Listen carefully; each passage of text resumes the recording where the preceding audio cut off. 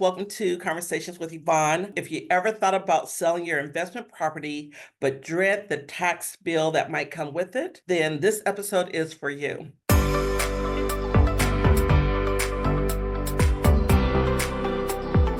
Today, I'm joined by Susan with JLM 1031 Exchange Corporation, and we're diving into the world of 1031 exchanges, what they are, who should consider one, and most importantly, how can you do it right and avoid the costly mistake that could land you in hot water with the IRS. Is that correct? Susan, why don't you share with me a little bit about the basics? What is 1031 exchange? So 1031 exchange has been around for just a little over 100 years.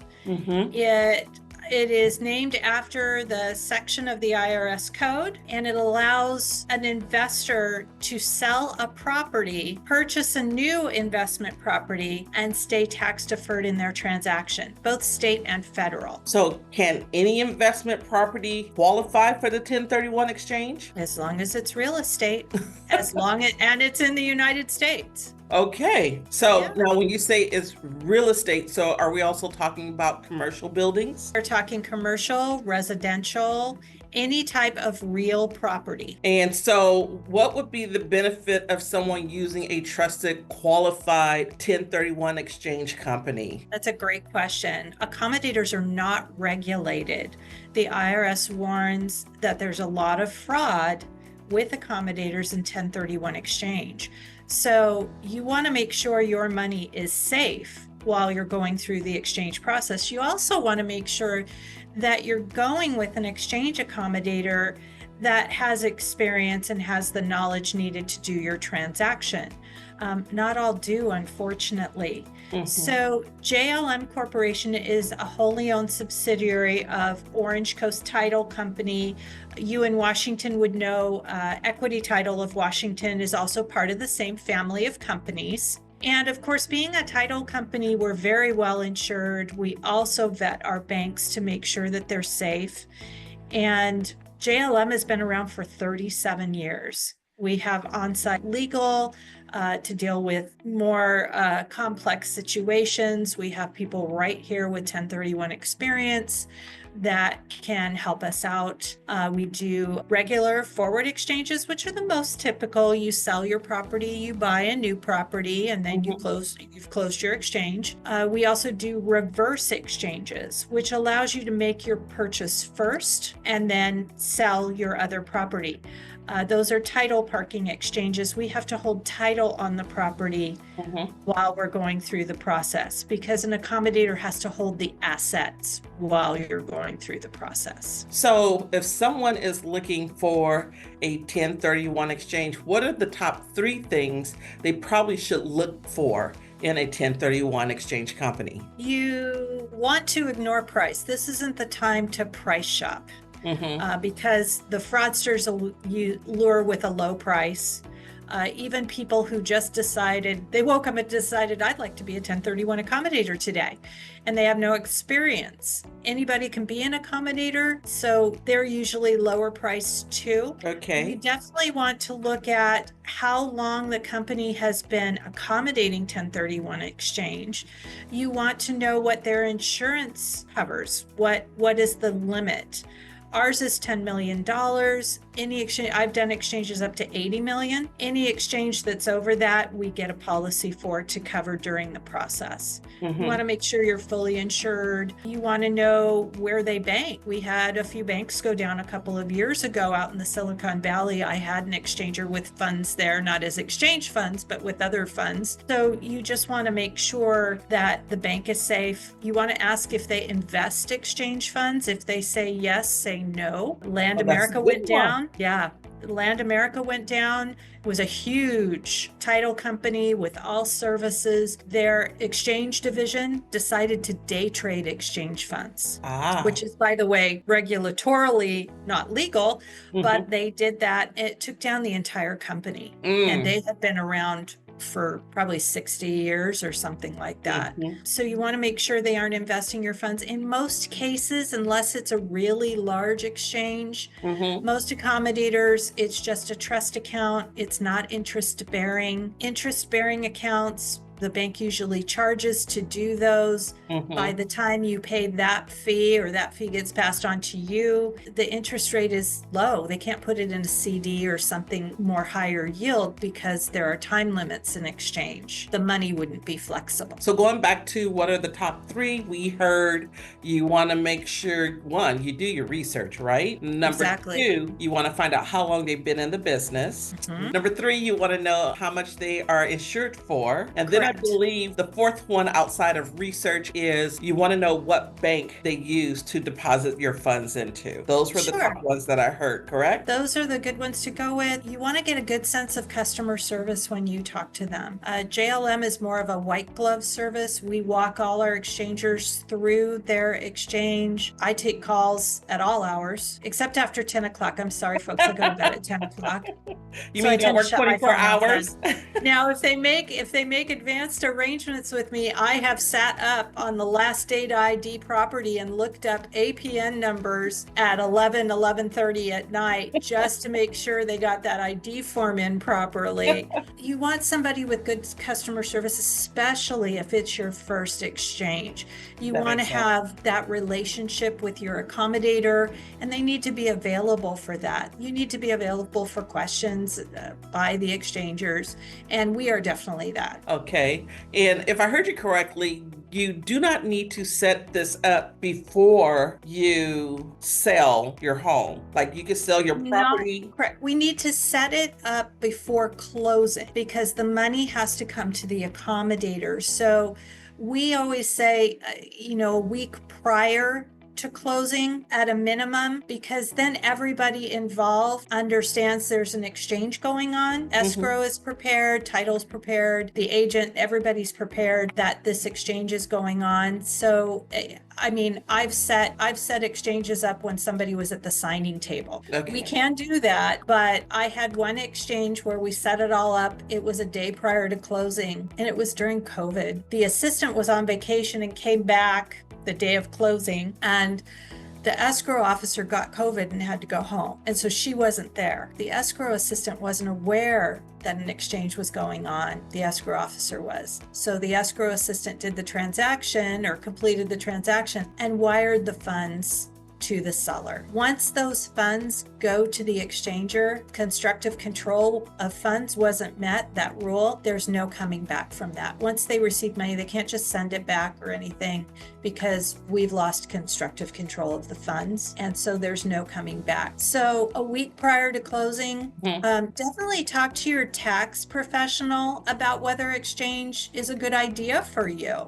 I had a gentleman that sold a $10 million property. His CPA was on vacation in Europe and not available. He just went ahead and signed up for the exchange. We took in the money, and then he found out he was actually only going to pay $10,000 in tax because there were other things that had happened. And so he decided to no longer exchange. Now, once we take in money, there's only 2 times we can send money back. We can send money back if they don't identify property within 45 days. Otherwise, we have to wait the full 180 days if they are unable to close on any of the properties that they identified. We just want to make sure that we talk to our tax professional. This is right for us. It's a great program, but there could be other things going on in your life that can affect what you'll pay in taxes. So we just want to make sure they're able to make an informed decision. Okay. So I'm going to back up a little bit because Sure. now I'm hearing some deadline. So with the 1031 exchange, the premise behind that is you're going to sell a house or some type of real estate, and you are then going to purchase a different property, and you have, is it 45 days from the time it closes, or is it 45 days from the start of the process? How do these dates work? So it depends on the state. Any state that still uses table closings. It's basically the closing date. Okay. In the South, in the East Coast, sometimes it takes a while for the deed record, so we go by closing date. In California, we go by the recorded deed date. So once the deed records, which is same day as closing generally, that is when the time frame starts. You have a total of 180 days in your exchange period. However, you must identify property for purchase within the first 45 of that 180 days. Okay, so you identified it, and what if something happened where you need to switch? Past the 45, you did identify something. Yes. If something happened, you no longer can get that one. Can you then identify another house as long as it's in that 180 days? Unfortunately, once we pass the 45 days, there's no more changes to that identification form. That is a very strict rule by the IRS.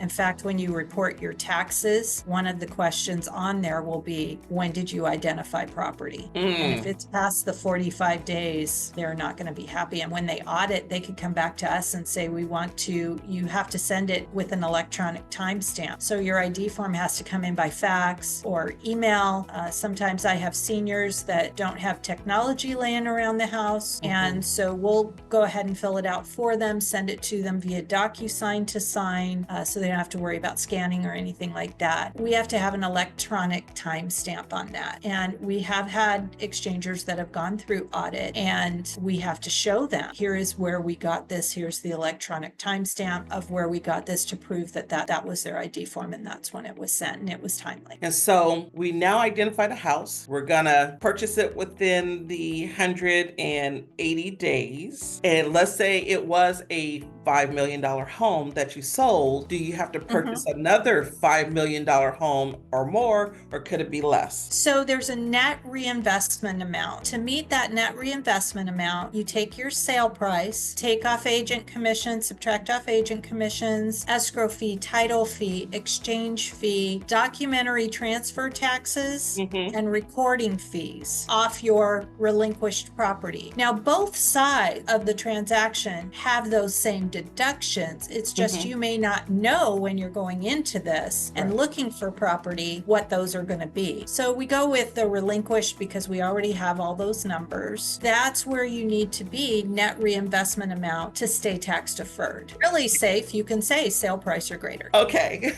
because I still don't understand, is it the same amount or more?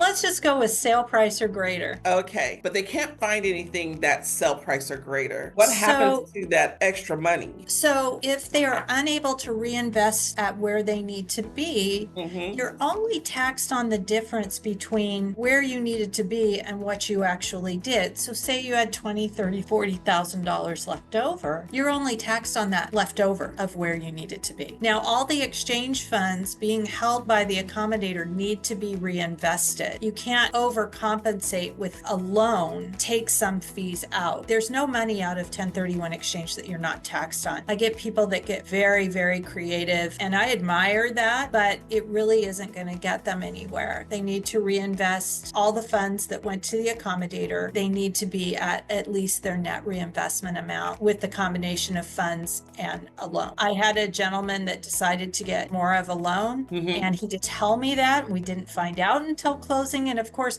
by the time you're closing, the lender, it would delay your closing. The lender can't just go, okay, well, we'll give you 40,000 less. That's fine. It takes just the whole process all over again. So he just thought, oh, great, I'll get 40,000 out this way. Now, where do you get your $40,000? Once the exchange has closed, everything's done, you can go and refinance your property and pull that $40,000 out and not worry about the tax consequence. 1031 exchange sounds like someone who has a large investment. Can someone who has small investment or small investor take advantage of the 1031, or is it just a certain price point and above? Oh no, anybody can. Yeah, you could be selling, and vacant land is allowed to sell or purchase. So you can sell a $50,000 piece of vacant land, and if it makes sense for you, go through 1031 exchange. That sounds good. And stay tax deferred. Yes. If someone owns a property that is in a LLC or a trust, are there extra steps for them in doing a 1031 exchange? So we have what I call the same name rule. However you relinquish property is how you are supposed to take title on property on your purchase. Now, the living trust and the single member disregarded LLC are two exceptions to that rule. Really, because lenders don't like to loan to those entities, they want to loan to the people that make up those entities. So the IRS has allowed you can go ahead and relinquish in your living trust or your single member LLC, and then you can take title as an individual. And then once everything closes, you can go ahead and put your property back in your LLC or your living trust. Oh, that's good information to know. That is real good. If someone was just starting off in exploring 1031, what is the first thing they should do or research? Talk to your tax professional first, and then of course get some referrals for 1031. Agents are a good source for that. Also, escrow companies are a good source for that, because they've worked with people and they know how responsive they were, how easy the process was, and how knowledgeable that person was. I'd start there. Go with Okay. your escrow company or your agent and say, hey, do you know any 1031 contacts?